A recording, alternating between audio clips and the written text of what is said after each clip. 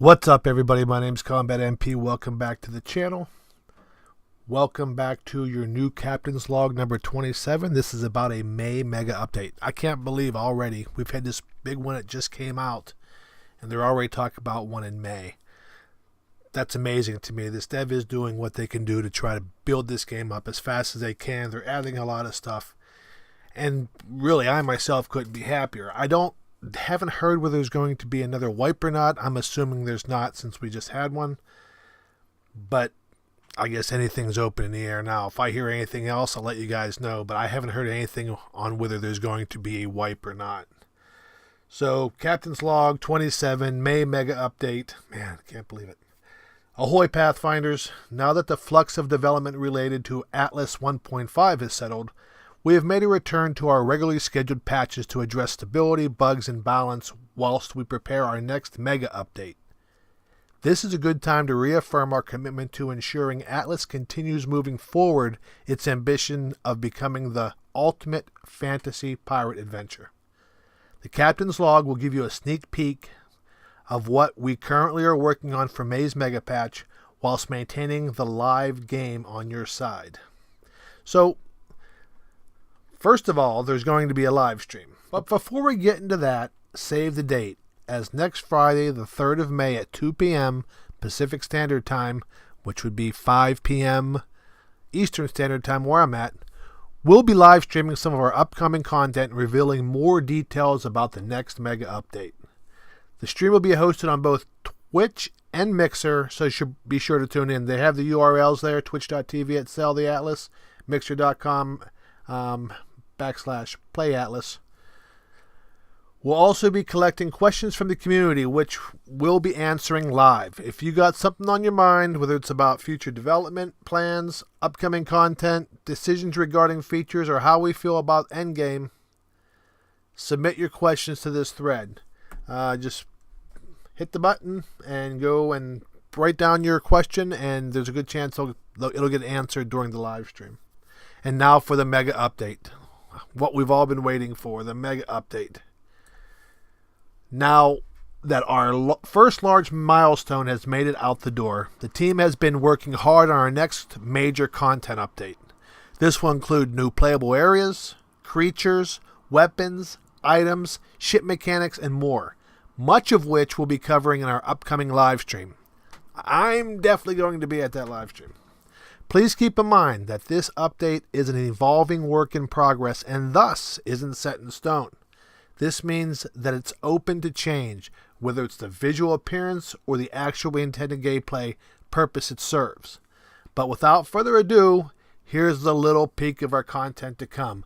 The icebox, which I think we all needed the icebox. We need something to preserve food longer than that stupid lauder bin that does a crap job. So that's a nice looking icebox. It says a high insulated box for transporting ice can be used to reduce surrounding temperatures, which is a cool idea. Extend the spoil time of perishables, yay, and quench your thirst. I guess as it melts, that's excellent. Assuming it's fully stocked, so I guess people are going to be having a bunch of them and going up north and just filling them all up. I'm assuming that's what's going to start happening. The Speargun, an underwater weapon that players can use to launch a piercing spear bolt with power and accuracy. That's really, really cool. That's excellent. Something against those stupid sharks if you get pulled into the water. A torpedo. An underwater missile fired from a torpedo launcher snaps to your gun ports, which can be aimed down into the ocean and destroy structures built underwater or shots across the water surface. It cannot travel or be shot above the water surface. Obviously, it's going to be excellent in PvP, without a doubt. I don't know if in PvE, if you can use it against whales or sharks or anything like that. That'll be good to know. And then the heavy Cyclops Cosmetics. That's really nice. That really is nice. The heavy armor edition of our Cyclops armor opens the door to intimidating your foes in our tribal themed skin with a little extra heavy metal. This mega update will be loaded with new features and content, and we're excited to get it into your hands. There's a lot to come with it, and even more planned for the months ahead, which will be displayed and discussed in the stream next week. As always, thank you very much for all of your feedback and reports. This community is very involved and passionate, and you guys directly facilitate the evolution and development of Atlas, along with our ability to address issues and bugs. All right, ISO Blackwood. ISO Blackwood, look how beautiful that is. Now, from what I hear, this is an island that's not going to be, well, we're here.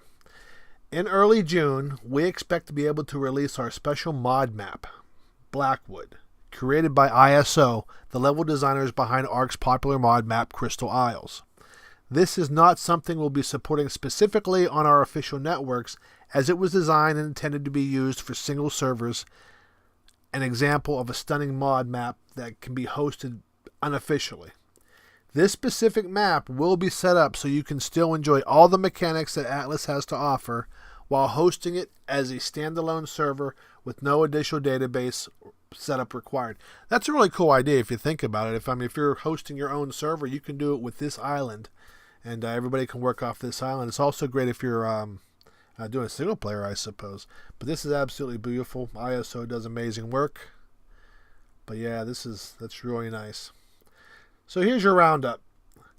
The community's contributions throughout early access, whether that's bug reports, feedback on features, and context suggestions, have been highly helpful in Atlas's development. Thanks to your reports, we were able to identify and resolve one of our more frequent server crashes. Additionally, we spent a lot of time focusing on the core technical aspects of the game and have significantly optimized crew attached to stations, movement on ships, and resolved some outstanding bugs. The effect on our servers after eliminating that crash. This is the effect of our server after eliminating the crash. The dip you see on Wednesday and early Thursday was because we temporarily disabled a feature which had a high chance of causing the crash, and then further dropped late Thursday onward after we fixed the issue. And you can see how it is now. There's almost none of the server being used. So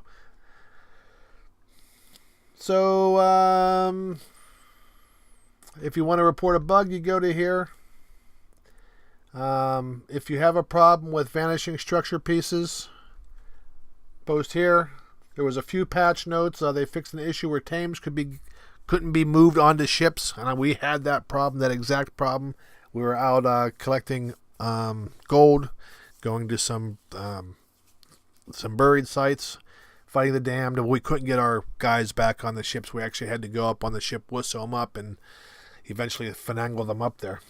And they also fixed an issue where tames could potentially fall endlessly and drown when moving on the ships. And I'm glad we take bears everywhere we go, so I'm glad that didn't happen. But that's going to be it.